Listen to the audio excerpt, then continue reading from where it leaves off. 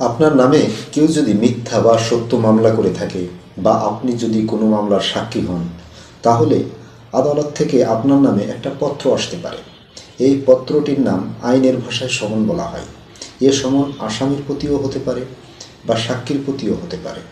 আমাদের ফৌজদারি কার্যবিধির ৬৮ ধারা অনুযায়ী লিখিত ফর্মে দেওয়া সমনের উপর লেখা যাকে আসামির প্রতি সমন অথবা সাক্ষীর প্রতি সমন।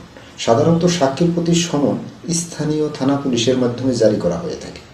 অর্থাৎ থানা থেকে যে সমন আপনার বাড়িতে যাবে, ধরে নেবেন সেটা সাক্ষীর সমন। আর আসামির প্রতি সমন সরাসরি আদালত থেকে প্রসেস সার্ভারের মাধ্যমে জারি করা হয়ে থাকে। যাকে সমন দেওয়া হয় তাকে কিন্তু একটা কপি দেওয়া হয় এবং অন্য কপিতে সাক্ষী বা আসামির স্বাক্ষর নেওয়া হয়। ধন্যবাদ। আসসালামু আলাইকুম।